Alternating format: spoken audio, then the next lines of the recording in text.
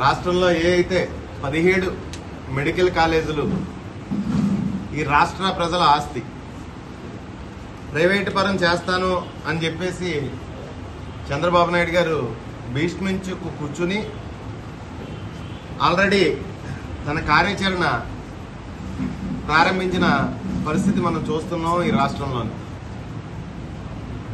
17 medical కాలేజీలు కేంద్రంతో పోరాటం చేసి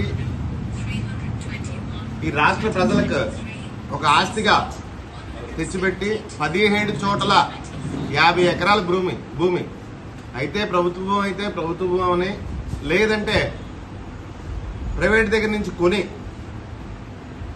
గత ముఖ్యమంత్రి జగన్మోహన్ రెడ్డి గారు అందులో 5 కాలేజీలు ఆల్రెడీ క్లాసులు రన్ అవుతున్నాయి, ఇంకో 2 కాలేజీలు రెడీగా ఉన్నాయి, ఇంకొక 10 కాలేజీలు వివిధ దశల్లో ఉన్నాయి.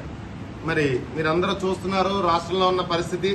మరి అయ్యన్న పాత్రుడు గారు జీవో ఇవ్వలేదు, పర్మిషన్స్ లేవు, కాలేజీ లేదు అక్కడ అని చెప్పేసి వ్యంగ్యంగా స్పీకర్ గారు మాట్లాడడం.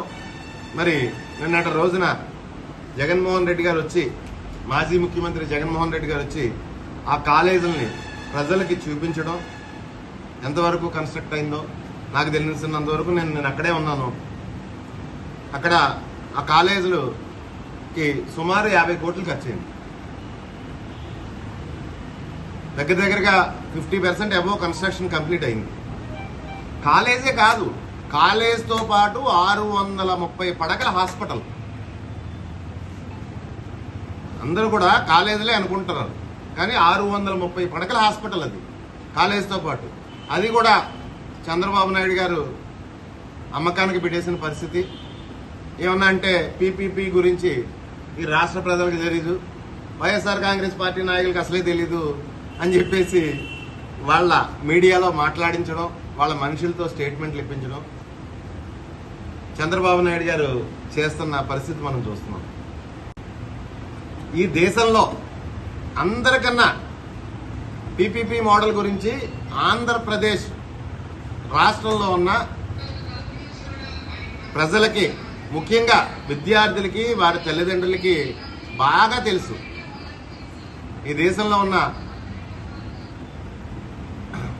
ప్రజలందరికన్నా కూడా, ఎందుకంటే విద్యలో కానీ ఎందులో ఉన్నా సరే ఆంధ్రప్రదేశ్ సంబంధించిన తల్లిదండ్రులు చాలా యాక్టివ్గా ఉంటారు. పిల్లల్ని ఇప్పుడంటే నీట్ వస్తుంది, కానీ ఇంతకుముందు ఎంసెట్ ప్రిపేర్ చేయడం అయితే ఇంజనీరింగ్ అయితేనే, లేకపోతే మెడికల్ సీట్లని వాళ్ళ పిల్లల్ని కాన్సన్ట్రేట్ చేసి చదివించడం అయితేనే, ప్రతి పేరెంట్ కూడా ఆంధ్ర రాష్ట్రంలో ఆ విషయం మీద పూర్తిగా ఎడ్యుకేట్ అయి ఉంటాడు. మీరు కొత్తగా పీపీపీ అని చెప్పేసి, మా చేతిలో మీడియా ఉందని చెప్పేసి ఆంధ్ర ప్రజల్ని మభ్యపెట్టే పరిస్థితి మీరు తేవద్దు. మీరు కొత్త భాషని చెప్తున్నారు పీపీపీకి. ఇంకా హాస్పిటల్లో డీటెయిల్గా మాట్లాడాలి, ఇంకా చాలా డీటెయిల్గా కూడా మాట్లాడచ్చు. ప్రైవేట్ కాలేజీలు చాలా చూస్తున్నాం. మరి గీతంస్ లాంటి కాలేజీలు, లేకపోతే నారాయణ లాంటి కాలేజీలు సంవత్సరానికి ఒకసారి విజిట్ సెంట్రల్ గవర్నమెంట్ వెరిఫికేషన్ టైంలో నకిలీ పేషెంట్లు బెడ్ల మీద పడుకోబెట్టి వాళ్ళకి 2000 రూపాయలు ఇచ్చి, మీరు ఇలాగా చెప్పండి, పలానా వాళ్ళు వచ్చి అడుగుతారు, మీకు నీరసాలున్నాయి, ఆ నీరసాలున్నాయి అని చెప్పండి అని చెప్పేసి ఆ రోజుకి మేకప్ చేస్తారు. లేకపోతే ఒక 5000 10,000 ఇచ్చి డాక్టర్లను కూడా తీసుకెళ్తారు ఆ రోజుకి రెంట్ ఇచ్చి. అంతేగాని ఫెసిలిటీస్ కానీ సరైన విద్య కానీ ఉండదు. అదే రంగరాయ కాలేజ్ కానీ, ఆంధ్ర మెడికల్ కాలేజ్ కానీ ఒక్కసారి పరిస్థితులు ఈ రాష్ట్ర ప్రజలకు ప్రత్యేకంగా ఎడ్యుకేట్ చేయవసరం లేదు, అందరికీ తెలుసు.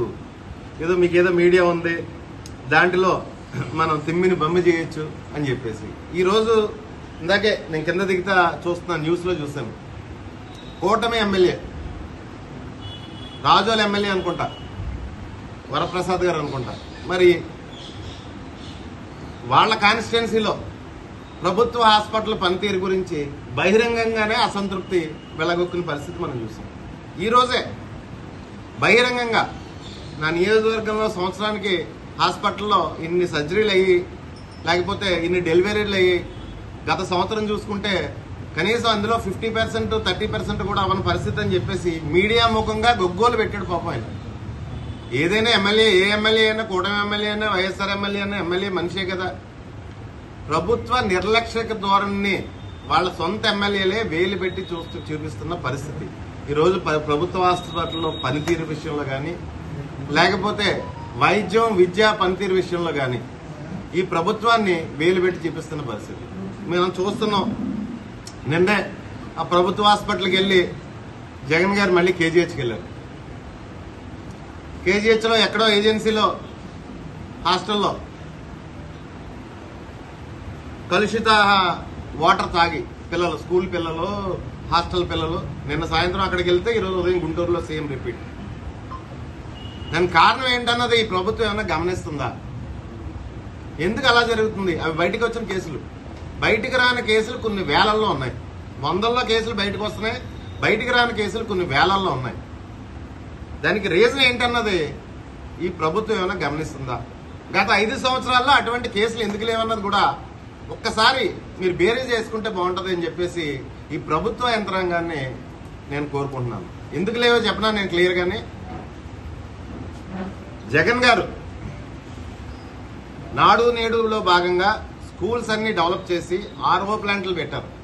ప్రతి స్కూల్లోని ప్రతి హాస్టల్లోని మ్యాక్సిమం స్కూల్స్లో ఆర్ఓ ప్లాంట్లు పెట్టారు. ఈ కూటమి ప్రభుత్వం వచ్చిన తర్వాత 15 నెలలుగా పేద ప్రజలకి స్వచ్ఛమైన మంచినీళ్ళు కూడా, అంటే మెయింటెనెన్స్ లేవు ఆర్ఓ ప్లాంట్లు, స్కూల్స్లోని కాలేజీల్లోని మెయింటెనెన్స్ లేవు ఆర్ఓ ప్లాంట్లు. 15 నెలలు బట్టి మెయింటెనెన్స్ లేక ఆ కలుషిత నీళ్లు తాగి మన పిల్లలు, మన భవిష్యత్ వాళ్ళు ఆ కలుషిత నీళ్లు తాగి అనారోగ్యం పడి వందలాది మంది హాస్పిటల్లోని, నిన్న కేజీహెచ్లోని, ఈరోజు గుంటూరులోని కనీసం చలనం లేదు. ఏదన్నా అంటే టాపిక్ డైవర్షన్. ఈ ప్రభుత్వం చాలా బిజీగా ఉంది. ఎందులో బిజీగా ఉందంటే కల్తీ లిక్కర్, కల్తీలో కూడా నాణ్యమైన లిక్కర్ ఫ్రాంచైజీల మోడ్లో 2 జిల్లాలకు ఫ్రాంచైజీ చొప్పున ఫ్రాంచైజీల మోడ్లో తయారు చేసి వాళ్ళ సిండికేట్ల ద్వారా అడ్డంగా మార్కెటింగ్ చేసుకునే పని, డబ్బులు సంపాదించుకునే పనిలో, వేలాది కోట్లు సంపాదించుకునే పనిలో ఈ ప్రభుత్వం ఉంది తప్పిస్తే ప్రజారోగ్యం పట్ల కానీ, ప్రజలకు సంబంధించిన విద్య పట్ల కానీ, వైద్యం పట్ల కానీ చిత్తశుద్ధి అయితే ఎవరికి లేదు. ఈ కూటమి ప్రభుత్వం వచ్చిన కాడి నుంచి ప్రతి 2 జిల్లాలకి వాళ్ళ నాయకుల ఆధ్వర్యంలో ఒక పరిశ్రమ, సంపద సృష్టి, చంద్రబాబు నాయుడు గారు సంపద సృష్టి పరిశ్రమలు పెట్టేసి ప్రతి 2 బాటిల్కి ఒక బాటిల్ నకిలీ మద్యం బాటిల్. మరి మన నాయకులు కూడా అంటున్నారు, అన్న మేము తాగుతున్నాం, తాగితే 6 రోజులు నీరసంగా ఉంటుంది, తాగిన తర్వాత 6 రోజుల పాటు నీరసపడిపోతున్నాం, మాకేంటో అర్థం అవట్లేదు, ఈ మద్యం పరిస్థితి ఏంటో నాకు అర్థం అవట్లేదు అని చెప్పేసి చాలా మంది మాట్లాడుతున్న పరిస్థితి మా దగ్గర. దయచేసి ఈ కూటమి ప్రభుత్వం వాటి మీద కూడా దృష్టి పెట్టాలి. ప్రజారోగ్యాన్ని ముందు దృష్టిలో పెట్టుకోండి. స్వచ్ఛమైన నీరు ఇవ్వండి.